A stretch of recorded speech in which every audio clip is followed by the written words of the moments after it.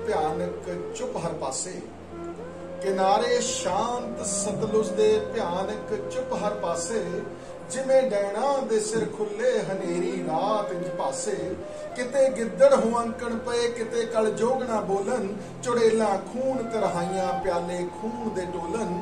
अजिही दुर्दशा दे अंदर भगत सिंह दी मड़ी देखी, ओदे उत्ते कुड़ी एक जोगना वर्गी खड़ी देखी। कुड़ी की सी बर्फ चिट्टी अर्श दी एक हूर लगदी सी, खोके चंद दे कोलों लियाई एक नूर लगदी सी। मगर गल उसदे पाया लीरां दा छज डिठा मैं, कदे पहला नहीं डिठा जो उसनू अज डिठा मैं।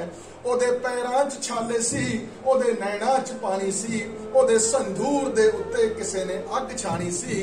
इतर भिजे ओदे वाली किसे रेत दा बुक पाया, ओदी छाती विच खुब्बा मैनू चाकू नजर आया।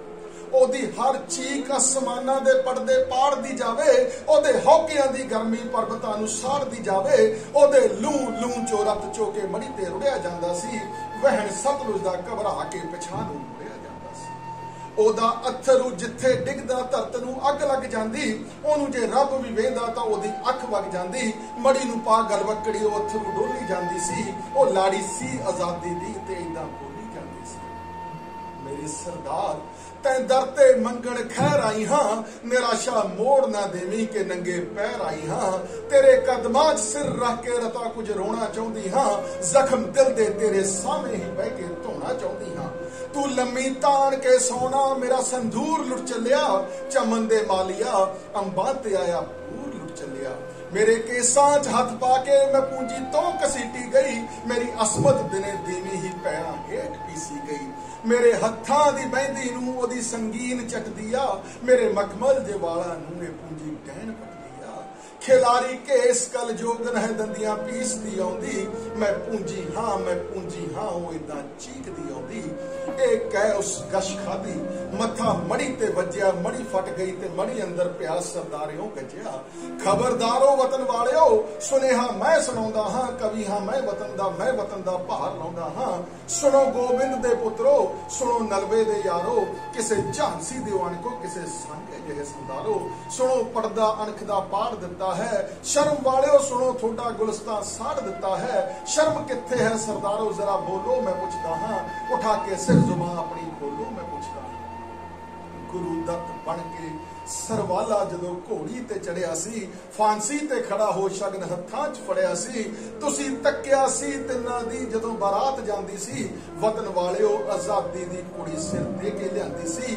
सतलुज दे किनारे खुशी विच दीप बाले सन, ओ भुलदे ने जो कहंदे ने कि साडे जिस्म वाले सन। जमाना जानदा तलवार थोड़ी दी कहानी नू, सिर दी रत पीनी नू जिस्म दे हड्ड खानी नू। जवाब मर्दो बबर शेरो मैं थोथों शरण मंगदा हां, ते अपनी जान दे बदले च एक परन मंगदा हां। उठा के सिर इउं आखो कौम दी लाज रखांगे, कटा देवांगे सिर अपना किरत सरताज रखांगे, किरत सरताज रखांगे।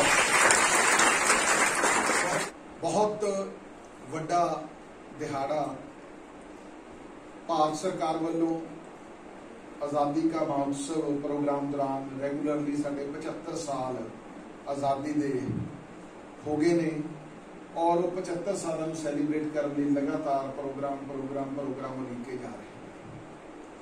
और कल 23 मार्च लासानी शहीद सरदार भगत सिंह जी का शहीदी दिहाड़ा, राजगुरु सुखदेव जी का शहीदी दिहाड़ा असी याद कर रहे हैं। सुखदेव जी नूं असी याद कर रहे हैं, सरदार करतार सिंह जी सराभा नूं, मदन लाल जी ढींगरा नूं, अनेकां ही शहीद।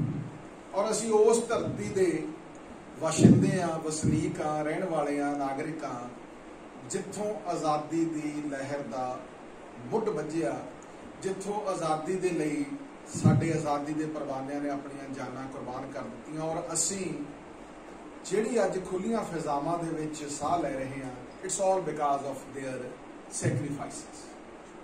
भारत के 2 सूबे खास तौर पर पश्चिमी बंगाल और पंजाब, तुसी किते चले जाओ, जाके जो देखोगे असी अंडेमान निकोबार जाके है जिथे काला पानी जिन्हों कहते हैं, वो जेल दे विच अपने अनेकों लोगों को उत्थे भेजा जाता सी, सज़ा दी जाती सी, बहु गिनती पंजाबियों की। जे बज घाट च शहीद होए बहु गिनती पंजाबियों की, जे गदर लहर च शहीद होए बहु गिनती पंजाबियों की। सो बहुत वड्डा पंजाब ने रोल अदा किया देश के स्वतंत्रता संग्राम दे विच। कहना आसान हुंदा 23 साल की उम्र दे विच सारे कार्य करके तुर जाना, समथिंग रियली मार्वलस। और ये गल विचारन ते सोचने वाली भी है।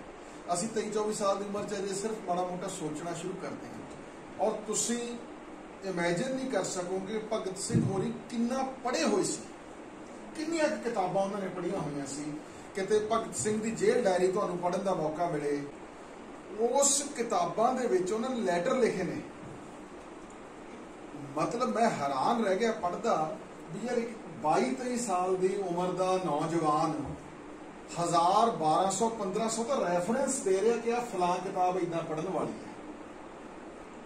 जिंदगी के उस पड़ाव ते जिथे असी होर ही लाइफ की जड़ियां ने ड्रीमी वर्ल्ड दे विच उलझे हुंदे आ, उस स्टेज तक वो इन्ना पढ़ चुके सी, इन्ना समझ चुके सी, इस लेवल के उत्ते जिंदगी च जा चुके सी।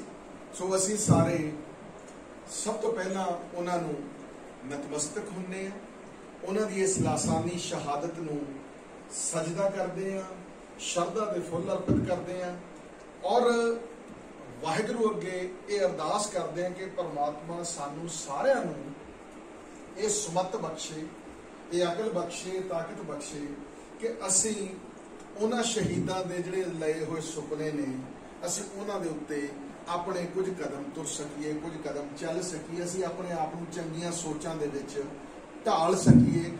You know, he has set an example to the youth of India how to fight for struggle, how to bring freedom to our country. At the age of 13, he dropped out from the school and indulged in the independence of India.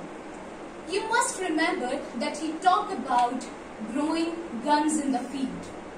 My dear brothers and sisters, you all must be shocking that how we can grow guns in the fields. Is it possible? No. The real reason behind is he wanted to fight with the Britishers with those guns.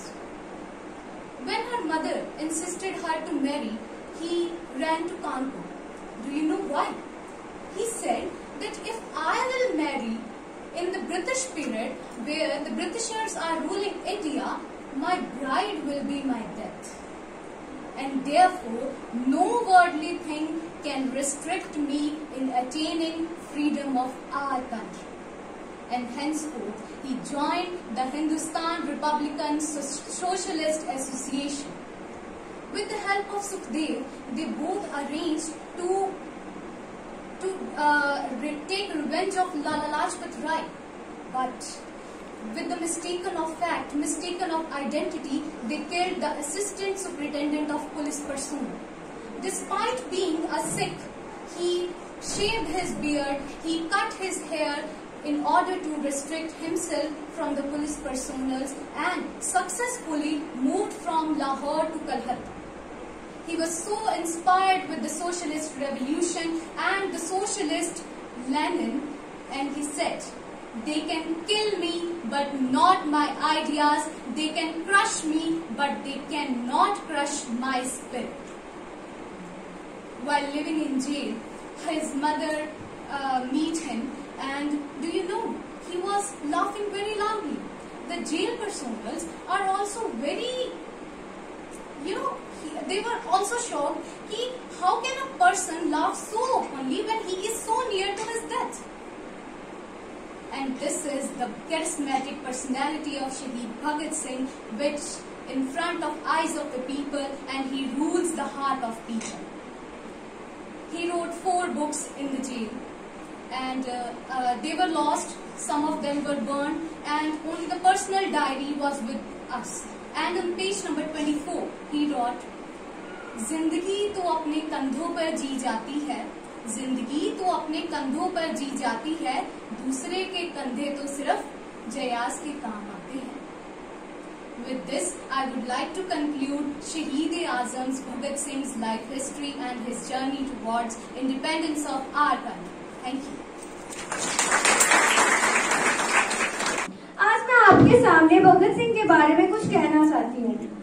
जब भी आजादी की बात आती है तो जैसे कि हम सब पंजाब से हैं तो हमारे दिमाग में सिर्फ और सिर्फ भगत सिंह ही आते हैं। ऐसा क्यों? क्योंकि भगत सिंह ही एक ऐसे शहीद हैं जो हमें बहुत ही प्रेरित करते हैं। उनका जन्म 28 सितंबर 1907 में बंगा में पाकिस्तान में हुआ और तब तो वह पंजाब ही था, आज पाकिस्तान हो गया। और भगत सिंह बहुत ही छोटी उम्र के थे, सिर्फ और सिर्फ 13 साल के। क्या आप विश्वास कर सकते हैं कि सिर्फ एक 13 साल का बच्चा जिसके दिमाग में ये आया कि मुझे आजादी में हिस्सा लेना है। जब हम 13 साल के थे हम क्या करते थे? खिलौनों से खेलना, बस यही।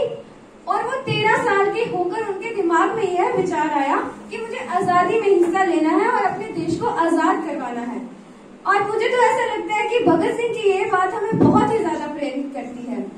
भगत सिंह के माता का नाम विद्यावती और पिता का नाम श्री कृष्ण संधू था। और मुझे तो ऐसा लगता है कि उसके माता पिता बहुत ही ज्यादा मान महसूस करते होंगे कि उनके बेटे को एक ऐसी मौत आई जिसको सारी दुनिया याद रखती है, और वह मौत नहीं, वह एक शहीदी है। हम सबको भगत सिंह के जीवन से कुछ सीखना चाहिए, उनसे प्रेरित होना चाहिए। और मुझे यह लगता है कि हमें साल में एक दिन तो भगत सिंह को याद करना ही चाहिए, जैसे कि हमारा कॉलेज आज इस कंपटीशन को करवाकर कर रहा है। हम ट्रिब्यूट दे रहे हैं श्री भगत सिंह, राजगुरु और सुखदेव जी को। और मुझे ऐसा लगता है कि हम सबको भगत सिंह के जीवन से बहुत ही सीख लेनी चाहिए और उनसे प्रेरित होना चाहिए। Thank you. ਜਦੋਂ ਅਸੀਂ ਭਗਤ ਸਿੰਘ ਬਾਰੇ ਪੜ੍ਹਦੇ ਹਾਂ, ਸੁਣਦੇ ਹਾਂ, ਉਹਨਾਂ ਦੀ ਮੂਵੀਜ਼ ਦੇਖਦੇ ਹਾਂ ਕਿ ਕੋਈ ਵੀ ਬੰਦਾ ਜ਼ਿੰਦਗੀ ਦੇ ਵਿੱਚ ਉਹੀ ਕੁਝ ਬਣਦਾ ਹੈ ਜਿਹਨੂੰ ਉਹ ਆਪਣਾ ਆਈਡੀਅਲ ਧਾਰਦਾ ਹੈ। ਤੁਹਾਡੇ ਆਈਡੀਅਲ ਤੁਹਾਡੇ ਲਾਈਫ ਦੀ ਦਿਸ਼ਾ ਨਿਰਧਾਰਿਤ ਕਰਦੇ ਹੈਗੇ ਆ, ਇਹ ਬੜੀ ਸਪਸ਼ਟ ਗੱਲ ਹੈਗੀ ਆ। ਹੁਣ ਜਦੋਂ ਅਸੀਂ ਭਗਤ ਸਿੰਘ ਦੇ ਆਈਡੀਅਲ ਨੂੰ ਦੇਖਦੇ ਹੈਗੇ ਆ ਤੇ ਉਹਨਾਂ ਦੇ ਆਈਡੀਅਲ ਕੌਣ ਹੈਗੇ ਆ? ਸਰਦਾਰ ਕਰਤਾਰ ਸਿੰਘ ਸਰਾਭਾ। सरदार करतार सिंह सराभा की फोटो भगत सिंह को हर समय अपने को मौजूद होंगी सी। ते सरदार करतार सिंह सराभा कौन सीगे? जो तुसी सरदार करतार सिंह सराभा की लाइफ नूं पढ़ोगे तुसी ऐन महसूस करोगे कि 16 साल की उम्र दे विच कोई व्यक्ति इहो जिहे काम किवें कर सकदा। बाहरों आए करतार सिंह सराभा विदेश छड्ड के हिंदुस्तान की धरती दे विच गदर लहर शुरू की। इत्थों तक भी उन्होंने ट्रेनिंग हासिल की कि 16 साल की उम्र च उन्होंने जहाज चलाना सीख लिया सी कि इंडिया दे विच फ्रीडम फाइट दे विच जेकर सानू बॉम्बार्डमेंट करनी पई अंग्रेज राज दे उपर ते असीं ओहदे लई भी तैयार रहीए। परसनैलिटी इन्नी क प्रभावशाली सी कि 16 साल की उम्र दे विच भी जेहड़े बंदे मुलाकात करते सी ओह बंदा करतार सिंह सराभे दा मुरीद बन जांदा सी। जदों करतार सिंह सराभे की जजमेंट हुई है, जिहड़े जज ने केस की अपनी जजमेंट दी सीगी, उन्हें स्पैशल नोट डाउन किया है कि सारे क्रांतिकारियों विचों करतार सिंह सराभा सब तो खतरनाक बंदियां दे विचों एक सी। ठीक है, कहने तो भाव की हैगा कि जो आइडियल असीं अपनी लाइफ दे विच रख के चलते हैगे हैं, साडी लाइफ उही जी बन जाती हैगी है। नैक्सट गल कि करतार सिंह सरदार भगत सिंह दी लाइफ नूं दिशा देण दे विच उन्हां दी जो रीडिंग हैगी है उन्हें एक बहुत वड्डा योगदान पाया सीगा। ते इस तरीके दे नाल भगत सिंह जिहड़े हैगे आ साडे सामने एक वड्डे फ्रीडम फाइटर दे तौर साडे सामने वो उभरदे हैगे आ।